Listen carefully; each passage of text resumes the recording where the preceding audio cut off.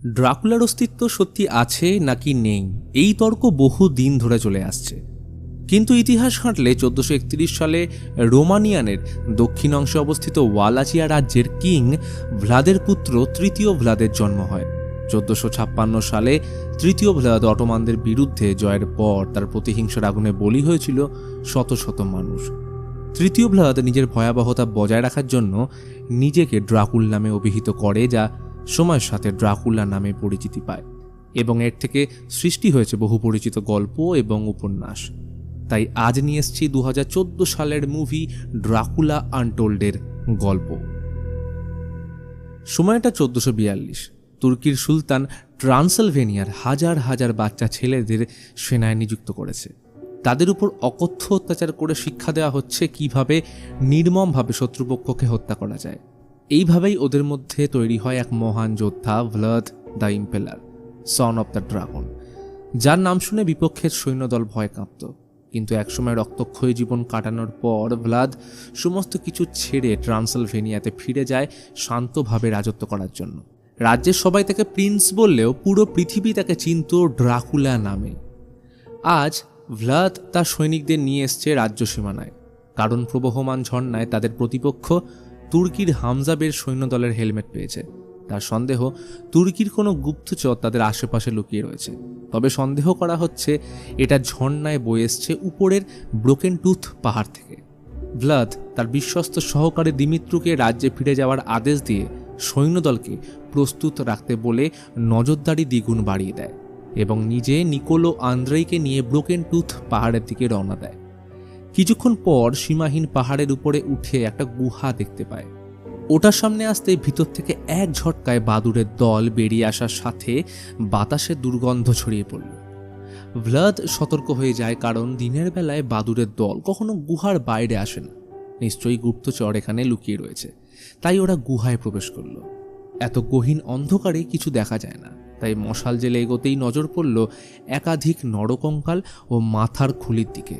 সাথে মেঝেতে ছড়িয়ে পড়ে রয়েছে হাড়ের টুকরো। তখনই অদৃশ্য কেউ তাদের উপর ঝাঁপিয়ে চোখের নিমেষে দুজনকে টেনে নিয়ে গেল। আচমকা আক্রমণে ভ্লাদ নিজেকে সামলাতে পারল না। কোনো রকমে গুহার বাইরের আলোর দিকে আসলে তরোয়ালে আলো রিফ্লেক্ট হয়ে পড়ল সামনের দিকে। দেখল অন্ধকারে দুটো চোখ চলছে। রাক্ষসের মতো তীক্ষ্ণ দাঁতের মাঝে প্রকাশ পাচ্ছে হিংস্রতা। জন্তুর মতো আওয়াজ করে ওই অজানা জিনিসটা ভিতরের অন্ধকারে ঢুকে যায়। ভ্লাদ দেখল তরোয়ালে লেগে থাকা রক্তে আলো পড়তেই সেটা বাষ্পের মতো হাওয়ায় মিলিয়ে যাচ্ছে। এমন দৃশ্য এর আগে সে কখনো দেখেনি। ঘোড়া ছুটিয়ে ফিরল নিজের মহলে। সবার আগে দেখা করল প্রিস্টের সাথে। ওনার মতে 4 দিন আগে রাজ্যের প্রতিটা পাদ্রী স্বপ্নে এই শয়তানকে দেখেছে। প্রথমে অবশ্য আমিও বিশ্বাস করিনি, কিন্তু নিজে দেখলে জানতে পারলাম এই শয়তানের কথা। বহু শতাব্দী আগে ভবিষ্যৎবাণী হয়েছিল রোমান সাম্রাজ্যে এই পিশাচ জেগে ওঠার। এই পিশাচ কখনো আমাদের মতোই সাধারণ মানুষ ছিল, কিন্তু সে একদিন ক্ষমতার লোভে নরক থেকে ডেকে তুলল শয়তানকে, করল তার সাথে চুক্তি। কিন্তু শয়তান ছলকপটের মাধ্যমে তাকে দিল এমন এক বরদান, যার কারণে তাকে সারা জীবন কাটাতে হলো গভীর অন্ধকারে। শোনা যায় অভিশাপের কারণে সে কখনো সূর্যের আলোয় বেরোতে পারত না। তাই সে অপেক্ষা করছে এই অভিশাপ অন্য কারোর মধ্যে ট্রান্সফার করার জন্য, যাতে সে মুক্তি লাভ করে। সব জানার পর ভ্লাদ প্রিস্টকে আদেশ দিল এই খবর গোপন রাখার। এরপর সে ফিরল নিজের সব থেকে ভালোবাসার মানুষগুলোর কাছে, তার সন্তান এঙ্গেরাস এবং স্ত্রী মিডেনার কাছে। ভ্লাদ নিজের থেকেও বেশি এদের ভালোবাসে। ছোটবেলা যা কিছু তার সাথে ঘটেছে, সে চায় না তার ছেলের সাথেও এমনটা হোক। পরের দিন ইস্টার। পুরো রাজ্য আনন্দে মেতে উঠেছে। বিগত 10 বছর রাজ্যে কোনো যুদ্ধ হয়নি, আর এমনটাই যেন ভবিষ্যতে চলে। এর মধ্যে মহলে প্রবেশ করল তুর্কির সেনাপতি হামজাবে। সুলতান মেহমাদ তার নজরানা নেওয়ার জন্য পাঠিয়েছে। তবে ওদের একটা আপত্তি আছে, কারণ তাদের একজন গুপ্তচর দেশের সীমানায় মারা পড়েছে এবং সন্দেহের তীর ভ্লাদের উপর। তাই সুলতান 1000 জন ট্রান্সিলভেনিয়াবাসী চেয়ে পাঠিয়েছে তার সৈন্যদলের জন্য। যারা 15 বছরের এবং তার ঊর্ধ্বে রয়েছে তাদের পাঠানো হবে হাঙ্গেরির সাথে যুদ্ধ করতে, এবং যারা 15 বছরের নিচে তাদের তৈরি করা হবে ভিয়েনার সাথে যুদ্ধের জন্য। এটা শুনে ভ্লাদ রেগে যায়, কারণ এই প্রথা অনেকদিন আগেই বন্ধ হয়ে গেছে। এই নিয়ে দুই পক্ষের মধ্যে বচসা হলে হামজা ভ্লাদকে হুমকি দিয়ে যায় সৈন্যদলে লোক পাঠানোর জন্য। না হলে তাদের দেশে সুলতান আক্রমণ করবে। রাতে ইঙ্গিরাসের সাথে তার ছোটবেলার অভিজ্ঞতা নিয়ে কথা হচ্ছিল। ভ্লাদের বাবা সুলতানের দাসত্ব করার জন্য তাকে ছোটবেলায় ওদের সাথে পাঠিয়ে দেয়, কিন্তু তার ছেলের সাথে এমনটা সে হতে দেবে না। তবে ভ্লাদ সুলতানকে চেনে, তার মতিগতি ভালো নয়, তাই পরের দিন সওদা করতে বেরিয়ে পড়ল তুর্কির সুলতানের সাথে। একসময় এই সুলতান ভালো বন্ধু ছিল ভ্লাদের, কিন্তু ভ্লাদের প্রতি সুলতানের বাবা সময়ের সাথে যত্নশীল হয়ে ওঠেন, তাকে নিজের ছেলের সমান ভালোবাসতে শুরু করলেন। এটাই মেহমাদের পছন্দ হয়নি। সুলতান বেশি কথা না বাড়িয়ে তার থেকে 1000 প্রজা এবং ইনগিরাসের ডিমান্ড করল। ভ্লাদের কিছু করার নেই, কারণ রাজ্যবাসীদের প্রতি তার কর্তব্য বজায় রাখার জন্য নিজের পার্সোনাল লাইফকে প্রাধান্য দিলে চলবে না। তাই আদেশ অনুযায়ী ছেলেকে নিয়ে পৌঁছল রাজ্যের সীমানায়, কিন্তু মিডেনা ছেলেকে ছাড়বে না, কারণ ভ্লাদ বিয়ের সময় তাকে প্রতিশ্রুতি দিয়েছিল ভবিষ্যতে এমন ঘটনা না ঘটে সেই বিষয়ে সে খেয়াল রাখবে। কিন্তু আজ কি হলো? তবে ইঙ্গিরাস ঠিক বাবার মতো, তাই মায়ের হাত ছাড়িয়ে বাবার সাথে ছুটে যায় চুক্তি রক্ষার জন্য। সেনাপতি অনেক খুশি যে ভ্লাদ কোনো ঝামেলা না করে তার ছেলেকে দিতে রাজি হয়েছে। আর তখনই ভ্লাদ ইঙ্গিরাসকে মায়ের কাছে যেতে বলে হিংস্র বাঘের মতো ঝাঁপিয়ে পড়ল সুলতানের লোকদের উপর। চোখের নিমেষে ক্ষিপ্রতার সাথে সবাইকে মেরে শ্মশান ঘাটে পরিণত করল। এর পরিণাম কি হবে জানে না, তবে ভ্লাদ কারোর কাছে মাথা নত করতে শেখেনি। কিন্তু এরপর ট্রান্সিলভেনিয়ার সাথে যা ঘটতে চলেছে তার দায়িত্ব কে নেবে? ভ্লাদ সন্তান ও স্ত্রীকে দিমিত্রুর সাথে রাজ্যে পাঠিয়ে সবার অজান্তে ছুটে চলল ব্রোকেন টুথ পাহাড়ের দিকে। একাই চড়াই করে পৌঁছল সেই গুহার সামনে। মনে সাহস ও হাতে মশাল নিয়ে প্রবেশ করল গুহার ভেতর। এক ঠান্ডা বাতাস কান ঘেঁষে বয়ে গেল। কে যেন বলল, এখানে দ্বিতীয়বার আসার কেউ সাহস দেখায় না। কথাটা শেষ হবার সাথে হঠাৎ এক দমকা হাওয়ায় মশাল নিভে গেল। ভ্লাদ দিগ্ভ্রষ্ট হয়ে তরোয়ালটা চালায়, কিন্তু কেউ নেই। তখনই ভয়ঙ্কর রূপে সামনে এসে দাঁড়ালো মাস্টার ভ্যাম্পায়ার। তার রক্তবিহীন শরীর, আঙুলের নখগুলো তীক্ষ্ণ ধারালো, শিকারী নজরে তার দিকে তাকিয়ে। ভ্যাম্পায়ার কাছে এসে ভ্লাদকে শুঁকে বলল, অন্য কেউ হলে ভয়ের গন্ধ পেতাম, কিন্তু তোমার মধ্যে যেন প্রতিশোধের গন্ধ আসছে। আর ওই সিলভার আংটিটা সরাও, আমার অসুবিধা হচ্ছে। ভ্লাদ সেই মতো সরিয়ে বলল, আমার রাজ্যে তুর্কি সৈন্য আক্রমণ করবে, আমাদের সেই শক্তি নেই তাদের আটকানোর। আমি আমার পরিবার এবং রাজ্যকে বাঁচাতে চাই, এবং এটা সম্ভব তোমার শক্তির দ্বারা। ভ্যাম্পায়ার হেসে বলল, ড্রাকুল পরিবারে জন্ম নেওয়া জল্লাদ ভ্লাদ দ্য ইম্পেলার, যে কিনা নির্দ্বিধায় কয়েক হাজার নির্দোষ মানুষকে মেরে এখন আমার সামনে দাঁড়িয়ে ভিক্ষে চাইছে? হ্যাঁ, চাইছে, কারণ কোনো একটা ছোট্ট স্যাক্রিফাইস করে যদি 1000 জনকে বাঁচানো যায় তাহলে আমি সেটাই বেছে নেব। অনেক সময় কোনো কাজের জন্য হিরো নয়, বরং শয়তানের দরকার পড়ে। ভ্যাম্পায়ার ওর গলার কিছুটা অংশ নখ দিয়ে চিড়ে তার লম্বা জিভ দিয়ে রক্ত চেটে বলল, তুমি জানো এই অভিশাপের ফলাফল কি হতে পারে? 1000 বছর ধরে আমি এই গুহায় আটকে, নরকের সেই শক্তি আমায় পিশাচ বানিয়েছে। চাইলেও আমি মুক্তি পাই না। তাই এতদিন অপেক্ষা করছিলাম তোমার মতো একজন যোগ্য উত্তরাধিকারীর জন্য। আমরা দুজনেই এখন একে অপরের সমার্থক। আমার রক্তপান করে তুমি এই অমানবিক শক্তি নাও আর আমায় মুক্তি দাও। এই বলে নিজের হাত থেকে রক্ত বের করে একটা খুলির মধ্যে রেখে ভ্লাদকে সেই রক্ত পান করতে বলে। এর বদলে সে পাবে 100 মানুষের সমান শক্তি, উল্কাপিণ্ডের খসে পড়ার মতো গতি এবং রাতের মালিক হওয়ার সাথে রাতে যেসব জীব জেগে ওঠে তাদের উপর সম্পূর্ণ নিয়ন্ত্রণ। তাদের ছোট ছোট গতিবিধি তুমি দেখবে এবং অনুভব করতে পারবে।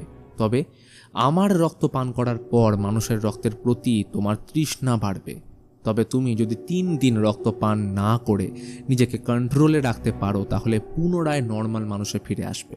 কিন্তু এই 3 দিনের মধ্যে যদি রক্ত পান করে ফেলো তাহলে আমি চিরতরে মুক্তি লাভ করব এবং এই অন্ধকার জগতের নতুন মাধ্যম হবে তুমি। সময়ের সাথে এই সমাজ, রাজ্য, এমনকি তোমার নিজের ভালোবাসার মানুষদের মৃত্যুর কারণ হয়ে দাঁড়াবে তুমি। এটা শেষ না হওয়া এক খেলা, সত্য বনাম মিথ্যে, আলো বনাম অন্ধকার। নাও আমার রক্ত আর বাঁচিয়ে নাও নিজের রাজ্য এবং পরিবারকে।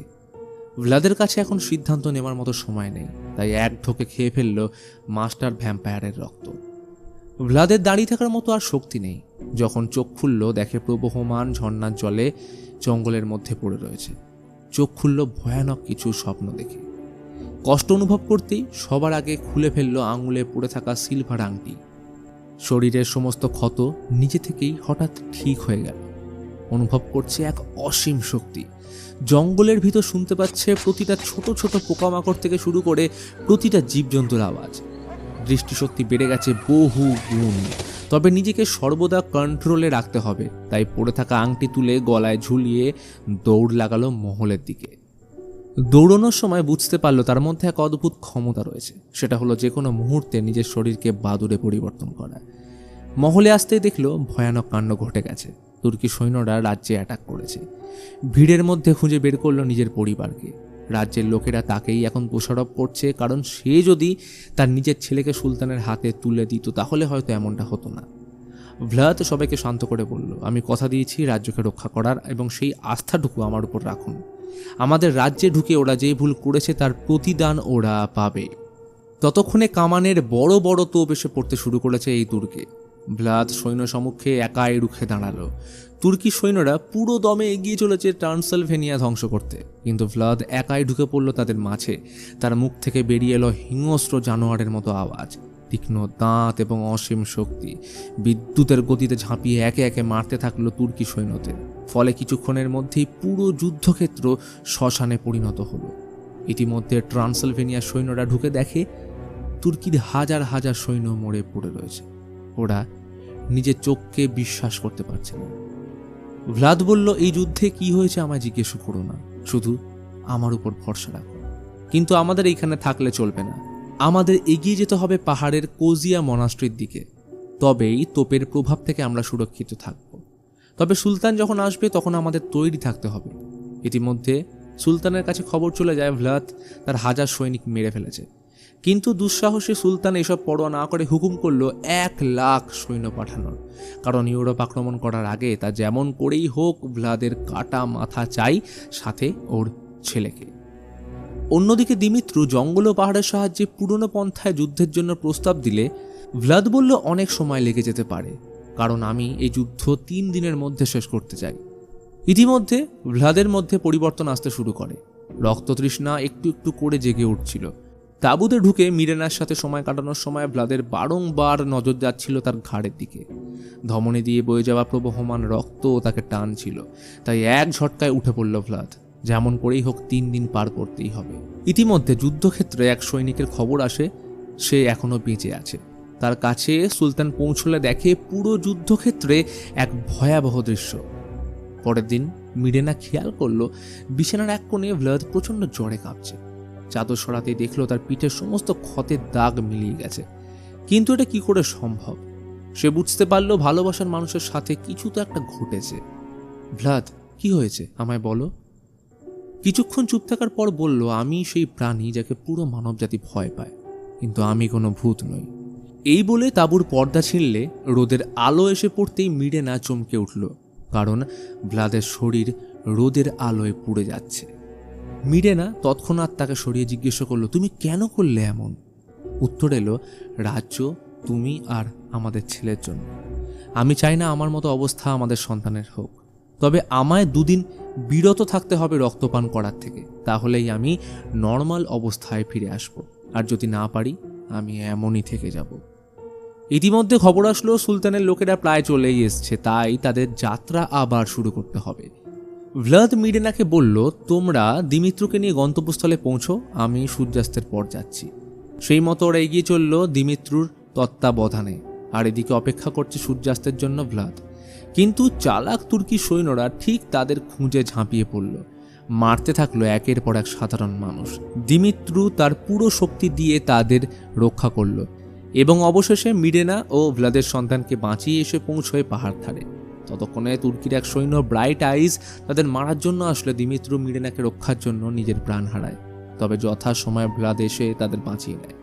সকালে কোজিয়া মনাস্ট্রি পৌঁছে যখন সবাই হার মেনে নিয়েছে, তখন ভ্লাদ প্রত্যেককে বলে, সবকিছু ঈশ্বরের আশায় ফেলে রাখলে হবে না। নিজের মানুষদের বাঁচতে হলে হাতে অস্ত্র তুলে নিতে হবে, কারণ নির্মম তুর্কির সৈন্যরা কাউকে ছেড়ে কথা বলবে না। অন্যদিকে সুলতানের কাছে খবর পৌঁছে যায় ভ্লাদের ড্রাকুলা হওয়ার ব্যাপারে। তারা এটাকে ব্ল্যাক ম্যাজিক ভাবায় সৈন্যরা তার মোকাবিলা করতে ভয় পাচ্ছে। কিন্তু সুলতান থেমে থাকার লোক নয়। সে বলে, মানুষ তাকেই ভয় পায় যাকে সে দেখতে পায়। আমরা প্রত্যেক সৈন্যদের চোখ বেঁধে দেব, যাতে তাদের ভিতর থেকে ভয় নামক জিনিসটাই শেষ হয়ে যায়। এই প্রস্তুতি নিয়ে পরের দিন সমস্ত সৈন্য নিয়ে বেরিয়ে পড়ল ভ্লাদ এবং তাদের লোকদের উদ্দেশ্যে। অন্যদিকে ট্রান্সিলভেনিয়ার প্রিস্ট লক্ষ্য করে ভ্লাদ সূর্যের আলো এড়িয়ে চলছে, তার গতিবিধি সন্দেহজনক। তাই ওর পিছনে অস্ত্রাগারে এসে পৌঁছে তাকে কনফ্রন্ট করলে বলে, শুনেছি পিশাচ সূর্যের আলো এবং খাঁটি সিলভার সহ্য করতে পারে না, তাই ঈশ্বরের নামে তোমায় মারতে আমায় অনুমতি দাও। কিন্তু ভ্লাদ এই প্রস্তাবে রাজি না হলে প্রিস্ট তাঁবুর পর্দা ছিঁড়ে দিতেই সূর্যের আলোয় ভ্লাদের শরীর জ্বলতে শুরু করে, যা দেখে পুরো ডেরায় ভয়ের পরিস্থিতি নেমে আসে। ভ্লাদ যাদের জন্য এত কিছু করলো তারাই এখন তাকে মেরে ফেলার জন্য একত্রিত হচ্ছে। মিডেনা এবং তার সন্তান ইঙ্গেরাস সবার কাছে ভ্লাদের প্রাণ ভিক্ষা চায়, কিন্তু কেউ তাদের প্রিন্সের প্রতিদানের যোগ্য সম্মান দেয় না। ফলে ভ্লাদের তাঁবুতে সবাই আগুন ধরিয়ে দেয়, কিন্তু তাকে মারা এত সহজ নয়। সময়ের সাথে সে আরও শক্তিশালী হয়ে উঠছে। জ্বলন্ত ভ্লাদ কালো ধোঁয়ায় আকাশ ঢেকে বাইরে এসে জিজ্ঞেস করল, এটাই কি প্রিন্সের প্রতি তোমাদের প্রতিদান? যে নিজের কথা না ভেবে পুরো রাজ্যের প্রাণ রক্ষা করার জন্য ভাবলো, তার সাথে এমনটা করতে তোমাদের একবারও হাত কাঁপলো না? তোমরা কি ভাবছো তুর্কি সৈন্যদের সামনে তোমরা এক মুহূর্ত টিকতে পারবে? সংখ্যায় আমরা তাদের অর্ধেকেরও কম, তার উপর তোমাদের মধ্যে অর্ধেক সৈনিকও নয়। মনে রাখবে, তোমরা আজকে সকাল দেখছো শুধুমাত্র আমার জন্য। রাগে উত্তক্ত হতে দেখে মিডেনা এসে তার বুকে হাত রেখে বলল, ভ্লাদ দ্য ইম্পেলার এমনটা নয়। একজন প্রকৃত রাজার পরিচয় তার কাজ এবং স্বভাবে। ভ্লাদ শান্ত হয়ে একটাই কথা বলল, সবাই পজিশন নিয়ে নিজের মতো করে প্রস্তুতি নাও। সন্ধ্যায় ভ্লাদ চার্চে এসে ঈশ্বরের কাছে ক্ষমা চেয়ে শুধু একটা দিনের জন্য তাকে শক্তি প্রদান করতে বলে, যাতে সে পুনরায় ঠিক হয়ে উঠতে পারে। ততক্ষণে ইঙ্গেরাস এসে বাবাকে খাবার দিয়ে বলল, সেদিন তুর্কিদের হাত থেকে আমায় বাঁচানোর জন্য তুমি অসুস্থ হলে, তাই না? ভ্লাদ মাথা নাড়িয়ে সম্মতি জানিয়ে বলল, দরকার পড়লে আমি তোমার জন্য আরও একবার অসুস্থ হতে রাজি। সময় কেটে যায় চোখের নিমেষে। এখন ভোর হতে আর কিছুক্ষণ বাকি। কোজিয়া মনাস্ট্রির উপর দাঁড়িয়ে তখন মিডেনা। ভ্লাদ অনুভব করলো তুর্কি সৈন্যরা প্রায় এসেই পড়েছে। তারা ইচ্ছে করে এই সময়টাই বেছে নিয়েছে যাতে ভ্লাদ তাদের বাধা না হয়ে দাঁড়ায়। মিডেনা তাকে আশ্বস্ত করে বলে, আমরা আমাদের রাজ্য এবং সন্তানের জন্য সব কর্তব্য পালন করেছি, ভয়ের জন্য পিছু পা হয়নি। মৃত্যুর শেষ দিন পর্যন্ত আমাদের কোনো আক্ষেপ থাকবে না। আমরা বিয়ের দিন কথা দিয়েছিলাম মৃত্যুর পরেও একসাথে থাকার।